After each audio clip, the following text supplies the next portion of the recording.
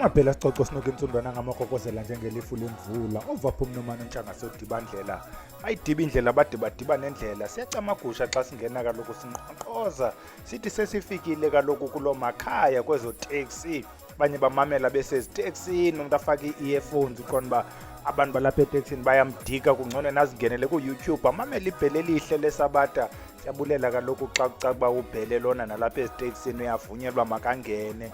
Namhlanje kaloku ngolosithathu the 9th of September lanyanga inhle kaloku akho nyanga ifana noSeptember yonke into nebilele yavuka ngoSeptember nebilityelo yakhunjulwa ngoSeptember kaloku kuthiwa is a month of rejuvenation.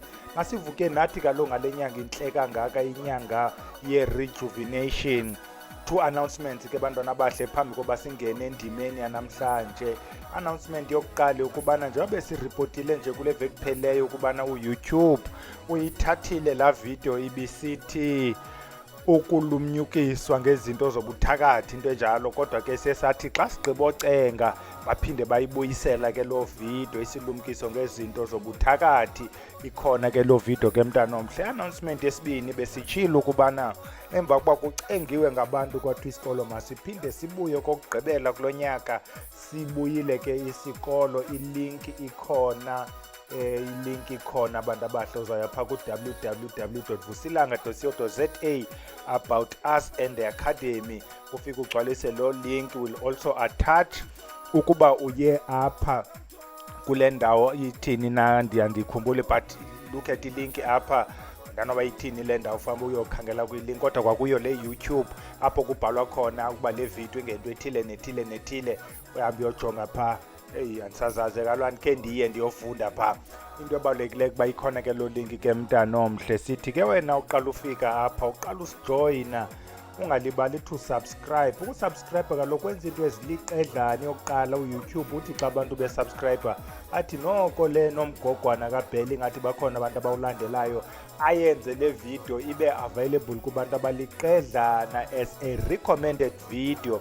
Yilonto ke siye sithi subscribe ukwenzela ukubana uYouTube ayisasaze levangeli kamvangeli ubhele. Those were the two announcements. Singene endimeni ke mntana omhle kwinto esiyizeleyo namhlanje siphethe isicelo kuba abantu sebebhala pha ikhona le ndawo ethi community kwalapha ku-YouTube apho sithi abantu mababhale khona bathu bana bafuna size nantoni. Umzekelo abantu bathi bhele khawukhe usiphathele amakhandlela Saturday andiyazi idate izabe isithi namhlanje yi9 hamba ke yobala udibanise kuphuma iSaturday. On Saturday sizawube siphethe into ngamakhandlela all colors zamakhandlela. What do they mean amakhandlela kulento yethu yokugunqula sabe siphethe lonto esixesha lihamba sizawuniphathela utata uMbathane oligqirha endisebenza nalo asiphathele iintsimbi ukuba intsimbi ethile ithetha ntoni intsimbi ethile ithetha ntoni. Enye into ebendingayazi ke uMbathane ebendibalisela yona uba ezi ntsimbi zinamagama. Intsimbi emhlophe inegama, intsimbi eyellow inegama, intsimbi eblue uhambe jikele uyotshona kwento zentsimbi. Sizamcela kutata uMbathane kuzabe kuthetha yena ke kungathethi lo mshumayeli kuzabe kuthetha umvangeli wenkonzo yakhe. Ndiyabona uMbathane yafuna uyikopa lento ubuvangeli bami ungani angandibhukuqi. So sabe siniphethele ezonto ke baphinda abanye bacenge babuze ukuthi amabhayila namahiya what are the meanings. Sayilahlela kuye kuMbathane ezinto zamahiya ukuba nayo asiphandele asiphathele ngezi zinto kodwa ke sabe siphethe amakhandlela.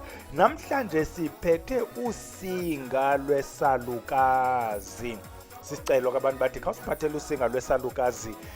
Njengoba sithetha ke iyeza ngalinye ke siye silithathe siqale pha kwiscience ukubana botanically okanye the scientific name leli gama lithini. Ngalamagama ke fanele uba ubambelele ke mntana omhle xa uwabiza. Ngalamagama endithi nam xa ndiwabiza ndiye ndithi hlalani phantsi ukwenzela uba ingakutripi le nto ngoyibiza. Siyaqalisa ke siyathemba sewuchophile. Kuthiwa igama lesinga lwesalukazi botanically yi-Gomphocarpus saisocarpus.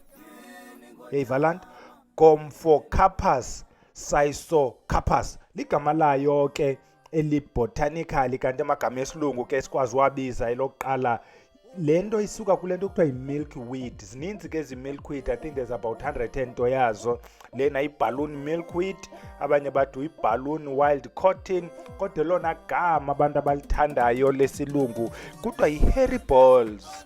Hairy balls, uyazibona ke zabhola zi-hairy, zandikhumbuza ezinye iibhola endakhe ndazibona nazo zi-hairy. Ndizibona eTV-ni ke mntana omhle, ungandibuzi uba ndandizibona phi. Hairy balls, siphethe yena ke uMr Hairy Balls. Bayambiza ke ngesintu kuthiwa ngumbhemiso, bathi umbhabhabha, bathi uphuphuma. Niseninibulisela ke phaa kuDr Phuphuma nithi libulisile ibhele. Uzawubuza uphi uDr Phuphuma nje babe bankaka nje boDr Phuphuma.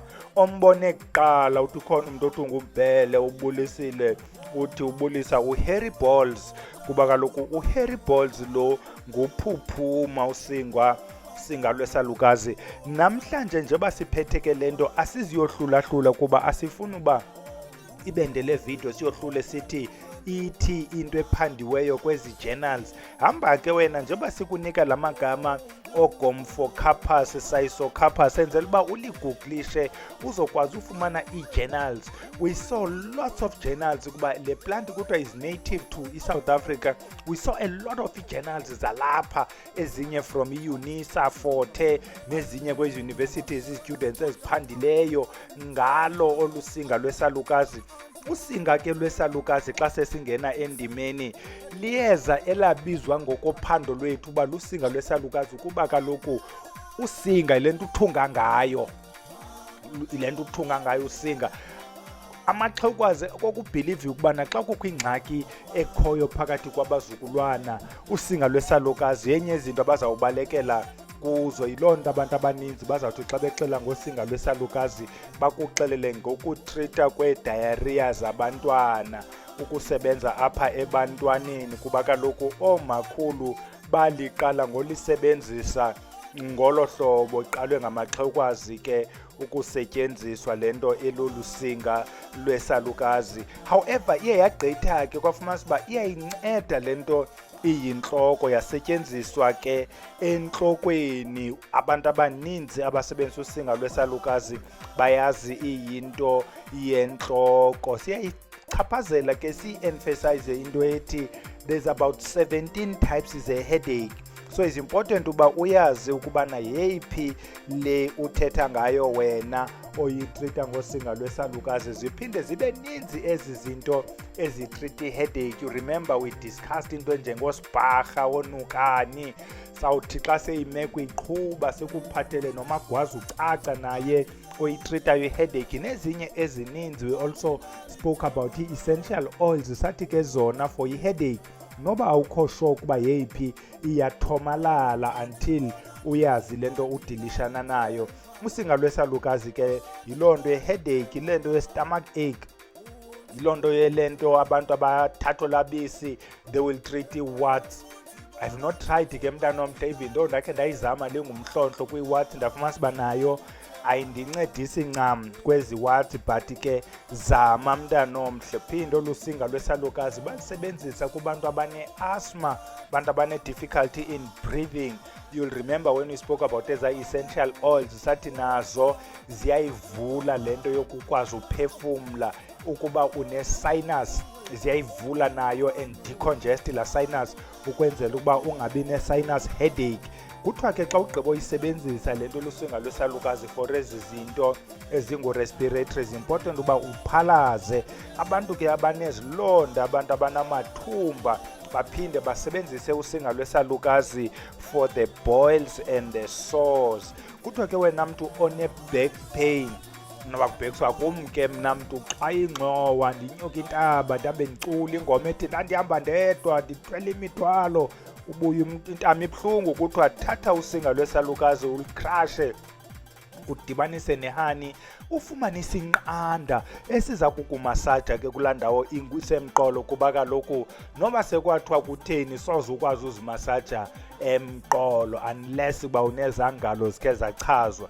Ukuba unazo ezangalo unomqolo, kafuneka uyokhangelisa iinqanda. Zikhona ke izinqanda ezifumaneka nalapha ecala kwendlela. ummise uthi molo sinqanda unqanda ngamalini atsho imali yakho kwabo urhume loo mali umthathe usinqanda azokuncedisa ukukumasaja ngale hani nosinga lwesalukazi. Kuphinde kuthiwa ke eza seeds ziphuma phayana kuye uHairy Balls kuthiwa nazo uyazicrusha wenze a cough mixture kanye cough medicine. Itsho ke into yolusinga siye sathi masiqale ngezi zenzwayo ezinjengezi zokubana eBotswana they take the roots and treat igonorrhea. Sithi ke wena mntu ungasukwazi uzitreat igonorrhea khawujikele phayana kusister in charge uthi sister wasekliniki nansi igonorrhea iyandileqa uzokwazi ufumana izinto zegonorrhea kanti ubusemva kwentaba. Khawuzame ezi sikhe sathetha ngazo, ininzi into esikhe sathetha ngayo etreata i-STI. Sithethile ngombhongisa sathi umbhongisi ungakuzama nawe, sathetha ngomdoni sathi ngakumbi kubantu abangomama xa ubenzela loo nto ubenzela yona njeba uzawufaka iphuzi ufake nawo umdoni umbhongisa into zintathu kubantu abangomama because liyancedisa kwezinto that assist kwiingxaki zoomama ke singathanga sanaba kakhulu. Eyona nto sithetha ngayo nguye uHairy Balls. Njeba sigqibile nje ukuthetha ngoHairy Balls zikhona ke izinto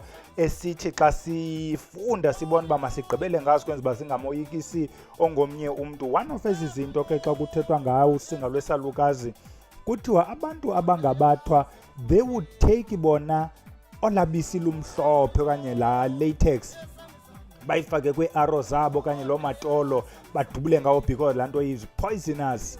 Izawuthi loo nto ichaniweyo izawuba nengxaki xa sekungene la poison egazini. Kuphinde kuthathwe kwale latex ithanjiswe amaqanda enkukhu kwenzela ukuba nenyoka orinja ethe yatya la maqanda ibe sengxakini kuthiwa ziyafa ke iinyoka nezinje ezingena timing.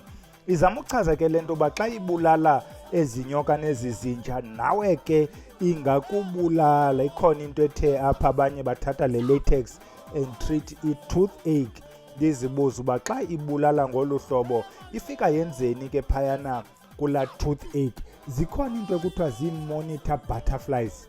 I hope eligama andilibhudi kodwa eza butterflies funa uba bubrownisha buntontoni. Eza butterflies ezihamba ii-distances ezinde ufuna sibiza usuka kwi-hemisphere ethile to i-hemisphere ethile. Le butterfly apho zizalela khona amaqanda azalelwa kuyo le nto iyi-milkweed. Njengoba sithi zininzi ezi milkweeds ukubana ziye zathi xa zifika kweli lakho ilizwe zafumanisa uba lusinga lwesalukazi milkweed ekhoyo zizalela amaqanda kuzo and then izawuhanda kwaloo process ke yotshintsha from an egg to a larva caterpillar. Abantu besikolo bazawuyazi ke loo nto. Ithi kuloo process itye la magqabi olusinga lwesalukazi and then after itye la magqabi it ends up getting poisonous. So la butterfly uba yatyiwa yiloo nto ibuntaka loo nto ityi butterflies iba bitter le butterfly and is poisonous. Ndizama ukuthi ke bantwana bahle esi sihlahla usinga lwesalukazi is poisonous. Siyayisebenzisa kodwa now that we are starting to do ezi investigations sizama uba ngabantu abayilandelayo into esisihlahla, understand the pharmacology yesi sihlahla, the chemistry, masiyazi ubana i-poisonous so that you use with caution. Asithi masiye kukuyisebenzisa for ezi ngxaki but use with caution. Nantso ke into besiyiphethe. Sawuphinde sibuye siphathe enye ke Saturday sesichazile Saturday sabe siphethe amakhandlela, siwatsho amakhandlela and sesichilo ke bana ziyeza nezinye. Nawe ke une topics obawula bakhe size nazo ezo nto ubawula ke zincokolwe khawukhuze nazo ke sincokole not le nto iphuma kule nhloko inkulu kaBhele kodwa loo nto isisicelo esisuka kuni na njengabantu abangabalandeli kulo elikhasi le channel. Khona umsasazo wayithi kulamaza ntofontofo amaza ntubululu ndiyabona nale nifuna ibe ngaloo maza alafulafu. Sizama loo maza ke bantwana bahle sibulele ezo zihlole ezisithumileyo sithi kuzo kube chosi kube hele siyacamagusha.